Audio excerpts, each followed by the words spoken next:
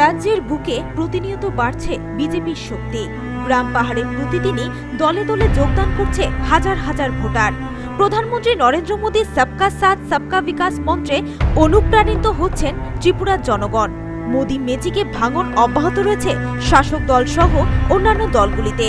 গণদেবতারা এখন আর অন্যান্য দলগুলির উপর আস্থা রাখতে পারছেন না। পরিবর্তনের প্রকৃত গন্ধ বেরিয়েছে বলে কেউ কেউ দাবি করছেন। যেভাবে রাজ্যে প্রতিনিয়ত দলবদলের চিত্র ক্যামেরাবন্দি হচ্ছে, সেগুলির পরিপ্রেক্ষিতে শাসক দল বেকায়দায় পড়েছে বলাটা হয়তো একেবারেই ভুল হবে না।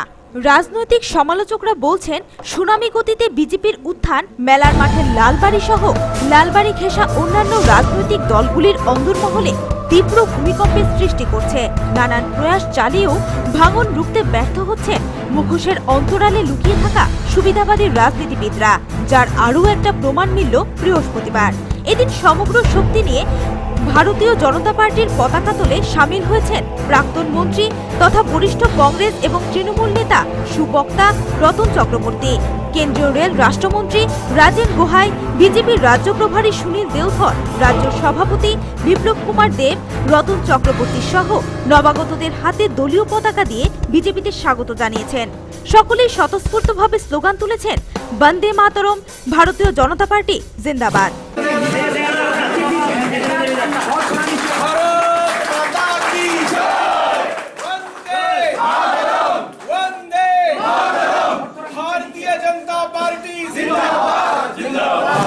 এদিন রতন চক্রবর্তী সহ মোট ৭০ জন পদাধিকারী তৃণমূল কংগ্রেস এবং কংগ্রেস ছেড়ে পদতলে সামিল হয়েছেন, যাদের মধ্যে তৃণমূলের অন্যতম প্রতিষ্ঠাতা নিতাই চৌধুরী, তৃণমূল সংখ্যালঘু সেলের সিপাহীজলা ব্লক চেয়ারম্যান মোহাম্মদ আব্দুল মান্নান, সোনামুড়া বিভাগ সম্পাদক মানিক সাহা, এসটি সেলের সহসভাপতি কেশরী মক চৌধুরীর মতো নেতৃত্বরা রয়েছেন। রাজনীতির ডিকশনারিতে অসম্ভব বলে কোনো শব্দ নেই। তারপরও কংগ্রেস ছেড়ে তৃণমূল, তৃণমূল ছেড়ে বিজেপিতে যোগদানের উদ্দেশ্য কি? সংবাদ মাধ্যমের তরফে রতন চক্রবর্তীকে প্রশ্ন করা হলে জবাবে তিনি বলেছেন, মূল লড়াইটা হচ্ছে বামফ্রন্টের বিরুদ্ধে। সুতরাং কংগ্রেস এবং তৃণমূল কংগ্রেস যে পথে হাঁটছেন, তাতে করে বামফ্রন্টকে গদিচ্যুত করা আকাশের চাঁদ ধরার স্বপ্নের সামিল। কারণ দেখতে বা শুনতে মনে হয় বারবার দল বলো, আসলে আমাদের লড়াইটা কার বিরুদ্ধে? লড়াইটা হচ্ছে আমাদের বামফ্রন্টের এই কুশাসনের বিরুদ্ধে। কর্মীদের বাড়ি ঘর পুড়ে যায়, আক্রান্ত হয়, মারা যায়, তারা রাজনীতির যোগ্য লোক না, তাদের হাতে তৃণমূলকে তুলে দেওয়া হয়েছে। যারা বারবার মানুষকে গায়ে জোরে পিটিয়েছে, যারা আইনকে নিজের পকেটে নিয়েছে, যারা রাত্রির অন্ধকারে মানিক সরকারের দালাল হিসেবে কাজ করে, তাদেরকে দিয়ে ত্রিপুরার মুক্তি হবে না। ত্রিপুরার মুক্তি হবে বিপ্লব বাবুর মতো স্বচ্ছ চেহারার মানুষকে দিয়ে, যারা এই রাজ্যকে আগামী দিন রক্ষা করবে। প্রধানমন্ত্রী নরেন্দ্র মোদীর প্রশংসায় পঞ্চমুখ হয়ে রতনবাবু বলেছেন, ত্রিপুরার উন্নয়নের লক্ষ্যে যেভাবে একের পর এক কেন্দ্রীয় মন্ত্রীরা রাজ্যে আসছেন, তা বিগত রাজনীতির ইতিহাসে কোনোদিন দেখেননি। বর্তমানে যার নেতৃত্বে বা যার অঙ্গুলি হেলনের রাজ্য তৃণমূল কংগ্রেস শ্বাস নিচ্ছে, দিনে দিনে সেটা শুকিয়ে কঙ্কালে পরিণত হবে। সম্পূর্ণ উন্নয়নের যোগ্য চালু করার জন্য যেভাবে মাননীয় মন্ত্রী মহোদয়রা ত্রিপুরায় বারবার ছুটে আসছেন, আমার রাজনৈতিক জীবনে বা জ্ঞান হওয়া অবধি আমি কোনোদিন সেটা দেখিনি। একটা রাজ্যের স্বীকৃতি এনে দিয়েছিলাম দলকে, জাতীয় দলের স্বীকৃতি আমরা ত্রিপুরাতে এনে দিয়েছিলাম। কিন্তু আজকে যার নেতৃত্বে, যার অঙ্গুলি হেলনে এই তৃণমূল কংগ্রেস চলছে, দিনে দিনে দিনে দিনে সেটা শুকিয়ে একদম ঝরে যাওয়ার মুখে চলেছে। এদিন সব ধরনের কন্ডিশন ছেড়ে দিয়ে একেবারে নিচু স্তরে নেমে কাজ করার শপথ নিয়েছেন তিনি। একই সাথে 2018-তে ত্রিপুরায় পদ্ম ফোটানোর জন্য অঙ্গীকারবদ্ধ হয়েছেন। আমরা এই বয়সে এসে আমি গর্বের সঙ্গে ঘোষণা করতে পারি যে কোন রকম কন্ডিশন ছাড়া আমি মন্ত্রী ছিলাম, চেয়ারম্যান ছিলাম, এমএলএ ছিলাম, কাউন্সিলর ছিলাম, আমি সব পদ করে এসেছি। কিন্তু আজকে সমস্ত কন্ডিশন ছেড়ে এই ভারত মাতার নাম নিয়ে বন্দে মাতরম স্লোগানটাকে সঙ্গী করে, কংগ্রেসেও বন্দে মাতরম ছিল, তৃণমূলেও ছিল, আজকেও সেই মাতৃবন্দনার মধ্য দিয়ে আমরা ত্রিপুরাকে লিখে রাখুন। আজকের এই দিনে আমি বলে গেলাম, আমরা তৃণমূল স্তরে কাজ করে এসেছি, আমরা উপর থেকে ভুইফুল নেতা নই। আমরা লড়াইয়ের ময়দান ছাড়েনি, আগামী দিনও ছাড়বো না। 2018-তে বিজেপির নেতৃত্বে এখানে সরকার হবে, কেউ রুখতে পারে না।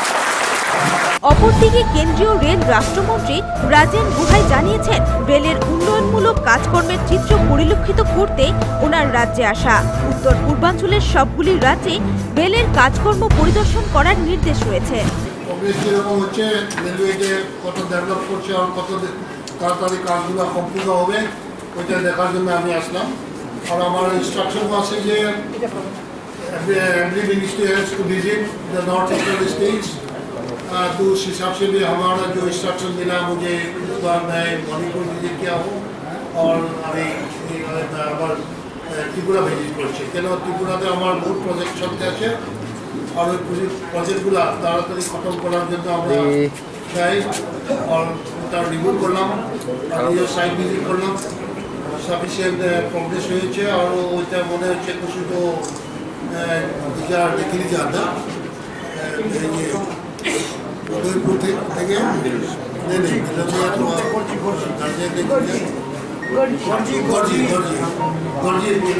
উদয়পুর থেকে গর্জি তো এই মাসে মানে লাস্টে হয়তো নাকি first week of the April ওটা স্টার্ট শুরু হয়ে যাবে। বাকিগুলো নেক্সট ইয়ার জানুয়ারিতে টার্গেট আছে, কিন্তু আমরা বলছি যে জানুয়ারি বিফোর জানুয়ারি ডিসেম্বর নাকি অক্টোবরে তা কমপ্লিট করতে লাগবো এরকম টার্গেট দিয়ে দিচ্ছি। আজকে আমরা গভর্নর সঙ্গে আমরা একটা বৈঠক হয়েছে, গভর্নর যথেষ্ট রুচি দিয়েছে। গভর্নর এই অতি শীঘ্রকালে মানে অতি মানে जल्दी मतलब वो भी विजिट करने वाला है, इंस्पेक्शन करने वाला है जितना जल्दी हो सकता है। কিন্তু यहाँ रेल कनेक्टिविटी मतलब त्रिपुरा में बहुत जरूरी है। এদিন ধলাই জেলার হালহুলি পঞ্চায়েতের প্রধান অনিল দাস সহ মোট 7 জন তৃণমূল পঞ্চায়েত সদস্য একযোগে বিজেপিতে যোগদান করেছেন, যারা হলেন অপর্ণা দেবনাথ, সীমা দাস, বীণা রানী শীল, মীনা দাস কর, রতন চন্দ, রামলাল বিশ্বাস। ক্যামেরায় শুভম ধরের সাথে গৌতম ঘোষের রিপোর্ট, নিউজ ভ্যানগার্ড।